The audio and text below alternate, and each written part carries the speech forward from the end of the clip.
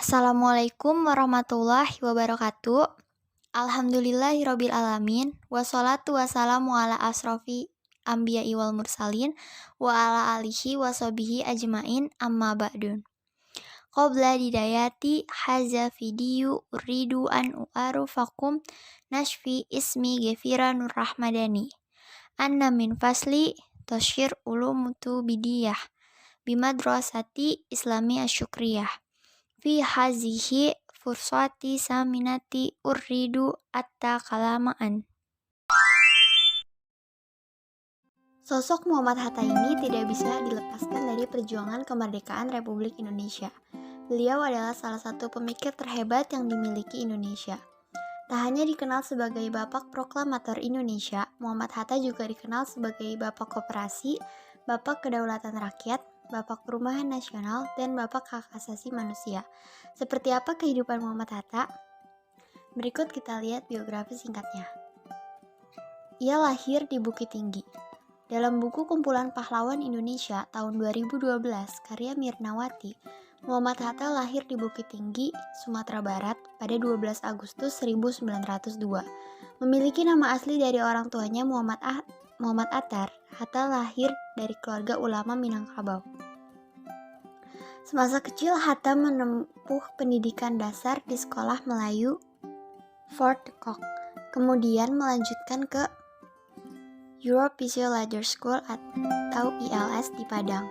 Semasa sekolah, Hatta terkenal sebagai anak yang cerdas. Meski lulus ujian masuk ke Hoji Burger School di Batavia, Hatta harus mengurungkan niatnya karena permintaan ibunya untuk tetap di Padang. Akhirnya, Hatta melanjutkan sekolah ke Mir Youtuber Slager Underwich di Padang. Keaktifan pada organisasi sudah ditunjukkan Hatta ketika berusia 15 tahun. Berbagai organisasi sudah diikutinya, salah satunya Jong Sumateranen Bond cabang Padang.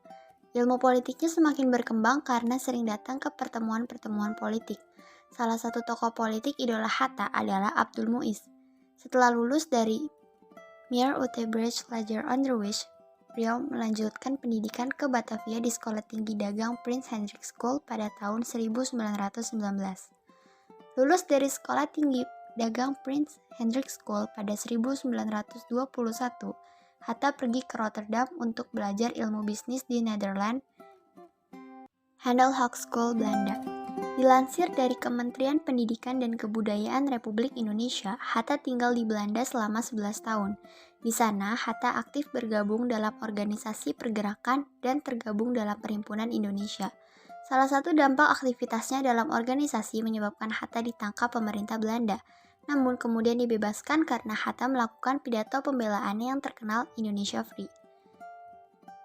Lalu Hatta juga gemar membaca. Dalam buku Bung Hatta, Di Mata Tiga Putrinya tahun 2015 oleh Meutia Farida Hatta, Bung Hatta merupakan orang Indonesia yang mengoleksi buku sejak berusia 16 tahun. Dari situ koleksi bukunya semakin bertambah. Bahkan selama 11 tahun tinggal di Belanda, Hatta merupakan mahasiswa yang memiliki koleksi buku terbanyak di antara mahasiswa yang lainnya. Koleksi buku-buku Bung Hatta mulai dari ilmu ekonomi, hukum, tata negara, administrasi negara, filsafat, agama, politik, sejarah, sosiologi, antropologi, dan sastra. Kecintaan Bung Hatta akan membaca buku mengantarnya sebagai orang penting di Indonesia. Buku-buku Hatta selalu tertata rapi dan tampak seperti baru, karena Hatta selalu memperlakukan buku-bukunya dengan baik. Ketika Hatta meletakkan jabatannya sebagai Wakil Presiden RI, Hatta memiliki ruangan perpustakaan yang jauh lebih besar dibandingkan ketika menjabat.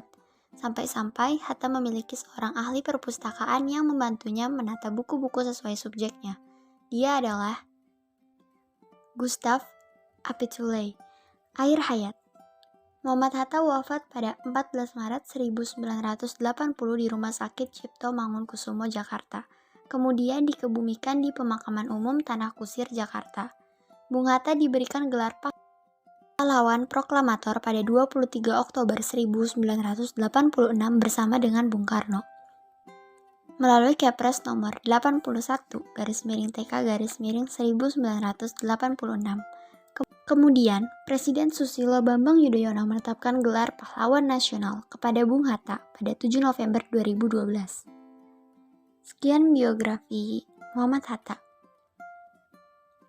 yang bisa disampaikan dari saya. Assalamualaikum warahmatullahi wabarakatuh.